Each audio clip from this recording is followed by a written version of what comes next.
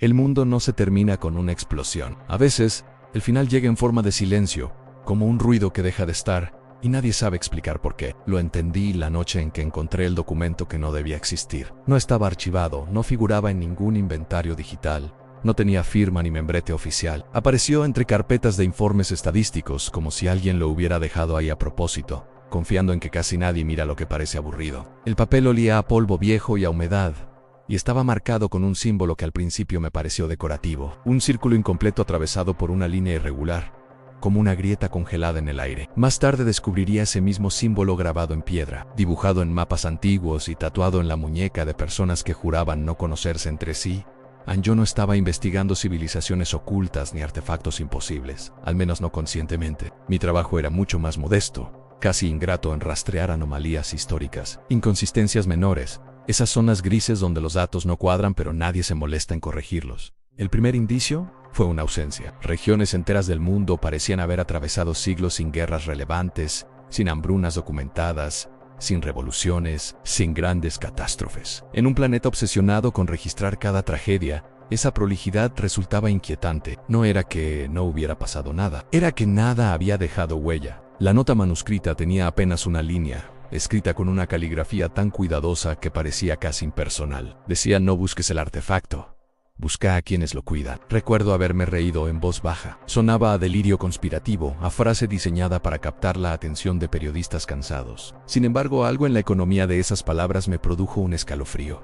No advertía, no amenazaba. Daba por sentado que, una vez leído, el camino era inevitable. Durante los meses siguientes empecé a notar pequeños obstáculos, archivos que desaparecían horas después de haberlos consultado, entrevistas que se cancelaban sin explicación, correos electrónicos que nunca obtenían respuesta cuando mencionaba ciertos lugares o períodos históricos específicos. Algunos encuentros fueron más inquietantes. Un archivista jubilado, con manos temblorosas y una memoria prodigiosa, me escuchó en silencio mientras le explicaba mi investigación. Cuando terminé, cerró la carpeta con lentitud y me miró fijo, como si estuviera evaluando cuánto debía decirme y cuánto no. Finalmente murmuró que la historia no avanza sola, que siempre hay alguien empujando desde atrás y que los empujones mal dados suelen romper más cosas de las que arreglan. Después se levantó, dio por terminada la charla y nunca volvió a atenderme. A esa altura, el escepticismo ya no me protegía. El patrón era demasiado consistente. Cada pista apuntaba a los mismos puntos ciegos del mapa. Zonas donde los satélites ofrecían imágenes borrosas, donde las brújulas se comportaban de forma errática, donde el tiempo parecía avanzar con un pulso distinto, como si el reloj del mundo latiera ahí un segundo fuera de fase. Cuando finalmente llegué, no hubo cartel de bienvenida ni frontera visible. Lo supe por el cuerpo, antes que por la razón. El aire era más denso, el silencio más profundo. No un silencio vacío, sino uno lleno de cosas que no se decían. La gente no se escondía, simplemente no llamaba la atención. Vestían sin modas reconocibles, hablaban sin acentos marcados, se movían con una calma que no parecía ensayada. No había pantallas brillantes ni cámaras visibles. Todo estaba diseñado para no sobresalir, para no generar ondas en la superficie del tiempo.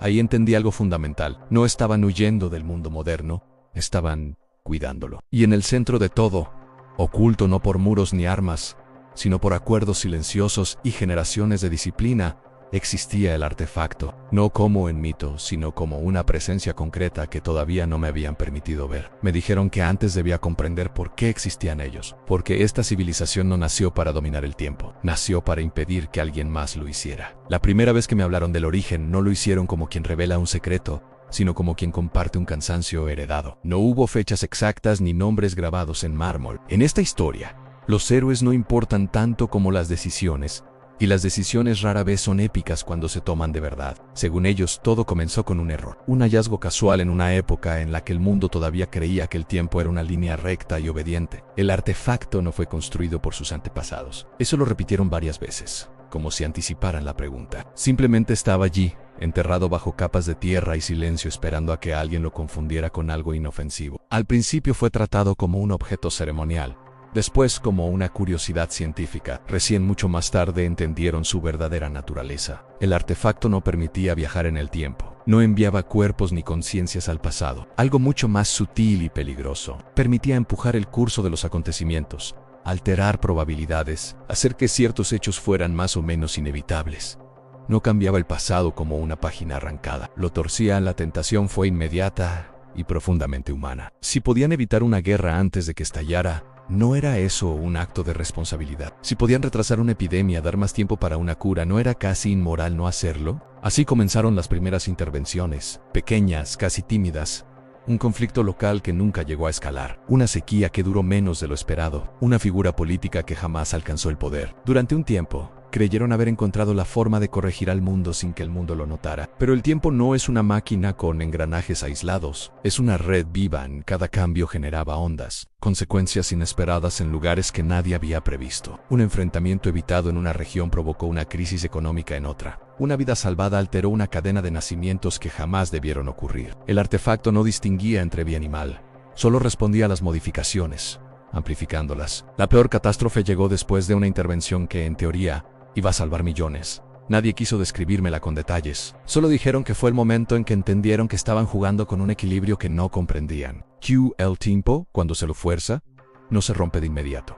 Se cobra la deuda más adelante, con intereses. Fue entonces cuando tomaron la decisión que los definiría para siempre. No destruirían el artefacto. Sabían que eliminarlo no borraría su influencia. Algo tan profundamente ligado al tejido del tiempo dejaría un vacío aún más peligroso. Pero tampoco volverían a usarlo para su propio beneficio, ni siquiera con buenas intenciones. En lugar de eso, se reorganizaron como una civilización dedicada a una sola tarea: en custodiar. No se llamaron guardianes. Ese nombre vino mucho después. Desde afuera, ellos se veían como observadores, como un sistema inmunológico silencioso del tiempo. Su objetivo no era corregir la historia, sino evitar que alguien más lo intentara. Cada generación fue educada con una mezcla de conocimiento técnico y humildad filosófica. Aprendieron astronomía, matemática, historia, psicología, pero sobre todo, aprendieron a dudar de sus propias certezas, a desconfiar de la idea de que el futuro podía ser diseñado sin consecuencias. Les pregunté cómo lograron mantenerse ocultos durante tantos siglos, atravesando imperios, revoluciones industriales y una era digital obsesionada con vigilarlo todo. La respuesta fue tan simple que casi resultó insultante. Dijeron que el mundo moderno confía demasiado en los datos visibles. Todo lo que no deja rastro digital parece no existir. Todo lo que no genera ruido mediático pasa desapercibido. Ellos aprendieron a vivir en ese margen, a no sobresalir, a no accumular poder, riqueza ni símbolos reconocibles, a parecer irrelevantes. Su mayor tecnología no era una máquina, era una cultura del silencio selectivo, de la memoria compartida, de la renuncia voluntaria al protagonismo. No buscaban cambiar el mundo, buscaban que el mundo siguiera siendo impredecible. Sin embargo, no todo era equilibrio. Con el paso de los siglos, surgieron grietas. Nuevas generaciones empezaron a cuestionar el sacrificio, a preguntarse si realmente era justo cargar con un artefacto que podía evitar tanto sufrimiento y no usarlo. Uno de ellos, más joven que el resto, me dijo en voz baja que cuidar el tiempo también es una forma de violencia, que decidir no intervenir es, al final, otra manera de intervenir. Ese fue el momento en que entendí que el mayor peligro para esta civilización no venía de afuera, venía del desgaste interno. Porque cuando se convive demasiado tiempo con el poder absoluto de cambiarlo todo, la tentación no desaparece, solo aprende a esperar. Me llevaron al artefacto al amanecer, cuando la luz todavía no decide si va a quedarse. Dijeron que era el mejor momento, no por misticismo, sino porque el tiempo en ese borde del día se comporta de manera menos ruidosa. No supe si creerles, pero acepté. A esas alturas, la incredulidad ya no servía de mucho. El camino descendía por una estructura excavada en la roca. No había puertas visibles ni guardias armados, solo un pasaje amplio, gastado por generaciones de pasos lentos. Cada pared estaba cubierta por marcas casi imperceptibles, anotaciones hechas a lo largo de siglos. No eran advertencias ni fórmulas, eran registros de dudas, preguntas sin resolver, reflexiones escritas por personas que habían pasado por ahí y habían salido siendo otras. El aire cambiaba a medida que avanzábamos, más frío. MSP, como si el lugar respirara a un ritmo distinto al del exterior. Mis oídos se taparon por un instante, y tuve la absurda sensación de estar descendiendo no hacia el centro de la Tierra, sino hacia otro momento. Cuando finalmente lo vi, entendí por qué evitaban describirlo. El artefacto no imponía respeto por su tamaño ni por su brillo. Era una estructura sobria, casi austera, compuesta por anillos de un material que no supe identificar. No había cables, ni pantallas, ni símbolos reconocibles. Sin embargo, algo en su geometría parecía incorrecto, como un dibujo que desafía la perspectiva. Al mirarlo fijo, el ojo intentaba corregirlo sin éxito. No sentí miedo, sentí vértigo. Uno de ellos, con voz baja y pausada, explicó que el artefacto no funcionaba solo, respondía a la intención, no a la voluntad consciente, sino a la convicción profunda de quien se acercaba. Por eso era tan peligroso. No bastaba con saber cómo usarlo, bastaba con desear algo con la intensidad suficiente. Durante siglos, lo habían mantenido en un estado de latencia, no apagado, porque no podía apagarse, sino contenido, una especie de sueño vigilado. Cada guardián aprendía a reconocer en sí mismo la tentación, a nombrarla, a no actuar sobre ella. Yo escuchaba y tomaba notas mentales, pero algo empezó a desplazarse dentro de mí. El periodista se estaba quedando sin aire. En su lugar aparecía otra cosa, una sucesión de imágenes personales que no había invitado, errores en decisiones mal tomadas, personas que había perdido, historias que, de haber tenido una mínima oportunidad, habría querido corregir. Me di cuenta de que el artefacto no mostraba visiones, no prometía futuros alternativos, simplemente amplificaba lo que ya estaba ahí, enterrado. El verdadero peligro no era la máquina. Era el ser humano frente a ella. Uno de los custodios, quizás percibiendo mi incomodidad, me dijo que todos pasaban por lo mismo, que el artefacto siempre ofrece una excusa razonable, no pide grandes ambiciones. Empieza con algo pequeño, un gesto, un desvío mínimo. Me contaron entonces la historia del último intento fallido. Un guardián, décadas atrás, convencido de que había encontrado una forma segura de intervenir, decidió actuar sin consenso. No buscaba poder ni gloria. Quería evitar una tragedia específica, una que había estudiado durante años. Estaba seguro de que esta vez sería distinto. El artefacto respondió. El evento que intentó evitar nunca ocurrió. En su lugar, se produjo una cadena de consecuencias mucho más amplia y difícil de detectar. Cambios sutiles que tardaron años en manifestarse. Cuando finalmente lo hicieron, el daño era irreversible. El guardián no fue castigado. En renunción fue de la civilización y se integró al mundo exterior, cargando con una culpa que nadie más podía comprender del todo. Según me dijeron, todavía vivía, aunque había elegido olvidar quién era. Un precio que el artefacto no pidió, pero que él consideró justo. Mientras escuchaba, entendí que mi presencia ahí no era casual. No me habían llevado solo para informar. Querían algo de mí. Uno de ellos lo dijo sin rodeos, con una calma que me desarmó.